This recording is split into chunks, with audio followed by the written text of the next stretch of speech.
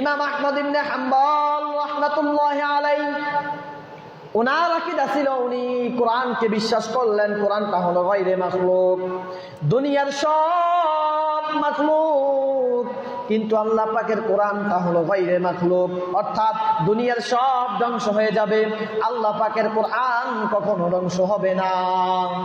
সুবহানাল্লাহ।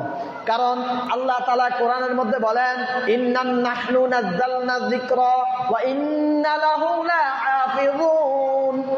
আল্লাহ বলেন নিশ্চয় আমি আল্লাহ পাক এই কোরআনকে বানিয়েছি, এই কোরআন হলো আমি আল্লাহর কালাম, এই কোরআনের সংরক্ষণ আমি আল্লাহ নিজে করি, অতএব কিয়ামত হয়ে যাবে, এই কোরআনকে কেউ ধ্বংস করতে পারবে না। সুবহানাল্লাহ। এই তোমরা বসো।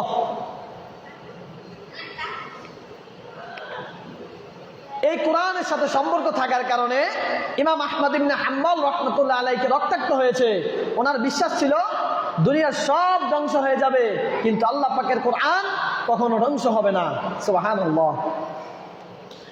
এইবার ইমাম আহমদ ইবনে হাম্বল রাহমাতুল্লাহ আলাইহি যখন বিশ্বাস করলেন আল্লাহ পাকের কোরআন কখনো ধ্বংস হবে না, ওই সময়ের বাদশা চিন্তা করলেন ইমাম আহমদ ইবনে হাম্বলের জবান যদি বন্ধ করে দেওয়া হয় তাহলে ইমাম আহমদ ইবনে হাম্বল আর কিছুই করতে পারবে না।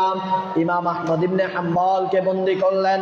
বন্দী করার পর ইমাম আহমদ ইবনে হাম্বল রাহমাতুল্লাহ আলাইহি বললেন, রে ইমাম আহমদ ইবনে হাম্বল, তোর এখনো সময় আছে, তুই আল্লাহ পাকের কোরআনকে বিশ্বাস কর যে এটা হলো মাখলুক, এটাও ধ্বংস হয়ে যাবে।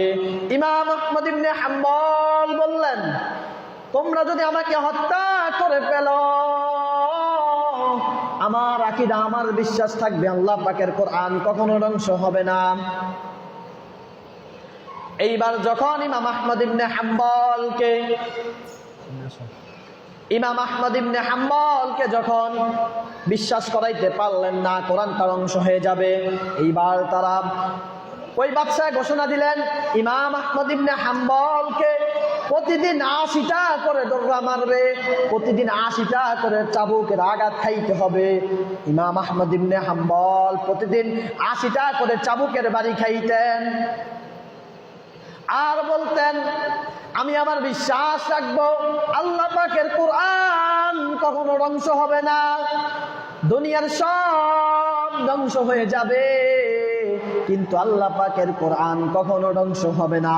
আমি আমার গর্দান দিয়ে দিতে প্রস্তুত কিন্তু আমার অন্তরে এই কথা বিশ্বাস আমি রাখবো না যে আল্লাহর কোরআন ধ্বংস হয়ে যাবে।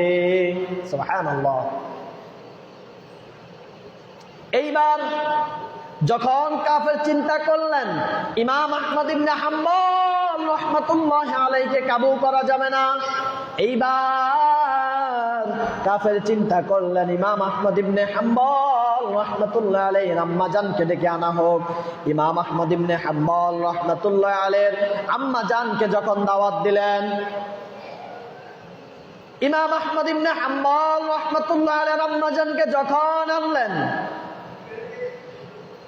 ডেকে বলতেছেন, এরা ইমাম আহমদ ইবনে হাম্বলের আম্মা, তুমি তোমার সন্তানকে বুঝাও, তুমি তোমার সন্তানকে এই কথা থেকে ফিরিয়ে আনো, এই আকীদা থেকে ফিরিয়ে আনো যে কোরআন ধ্বংস হয়ে যাবে। আচ্ছা বলেন তো, যিনি পৃথিবীর ৩ নাম্বার ইমাম, তার আকীদা যদি এমন হয়, তার ঈমান যদি এত মজবুত হয়, যাকে ইমাম আহমদ ইবনে হাম্বলকে যে গর্বে ধরছেন তার ঈমান কেমন হবে? আল্লাহু আকবার। এইবার ইমাম আহমদ ইবনে হাম্বলের আম্মাজান বলেন, ওরে জালিম, কই আমার সন্তান, কই দেখা, আমি আমার সন্তানকে দেখতে চাই। এইবার তাকে তার সন্তানের কাছে নিয়ে যাওয়া হলো। নিয়ে যাওয়ানোর পর মা একটা জোরে চিৎকার দিয়ে বললেন, কই আমার সন্তান, কই ইমাম আহমদ ইবনে হাম্বল। তখন তার কাছে নিয়ে যাওয়ার পর দেখলেন শরীরের চামড়াগুলো বিগলিত হতে লাগলো, শরীরে দিয়ে রক্ত পড়া শুরু করে দিল। ইমাম আহমদ ইবনে হাম্বলের আম্মাজান জিজ্ঞেস করলেন, এরে বাবা, তোকে কেন জালিম বন্দি করলেন বল। ইমাম আহমদ ইবনে হাম্বল বললেন, ওরে আমার আম্মাজান, আমি আমার কোরআন বিশ্বাস করলাম, আমি আমার আল্লাহ পাকের কোরআন বিশ্বাস করলাম। দুনিয়ার সব ধ্বংস হয়ে যাবে, কিন্তু আল্লাহ পাকের কোরআন কখনো ধ্বংস হবে না। এই আকীদা বিশ্বাস করার কারণে আজকে আমাকে এত শাস্তি দেওয়া হচ্ছে। প্রতিদিন আমাকে 80টা করে ডোরা মারতেছে, আমিও সহ্য করতেছি আমার আল্লাহর জন্য। এইবার ইমাম আহমদ ইবনে হাম্বল রাহমাতুল্লাহি আলাইহির আম্মা জান বলতেছেন, এরে ইমাম আহমদ ইবনে হাম্বল, তুই যদি আমার গর্ভের সন্তান হয়ে থাকস, তুই যদি আমার পেটের সন্তান হয়ে থাকস, তাহলে তুই যে আকীদা বিশ্বাস করছ, সাবধান, তোর গদ্দান তারা ফেলে দিবে, তোকে হত্যা করে ফেলবে, তোকে আগুনে নিক্ষেপ করবে, তোকে গরম তেলের মধ্যে ছেড়ে দিবে, তোর গদ্দান কেটে তারা যা খুশি তাই করবে, কিন্তু সাবধান, এই আকীদা থেকে তুই বিন্দু পরিমাণও পিছপা হটবি না। সুবহানাল্লাহ।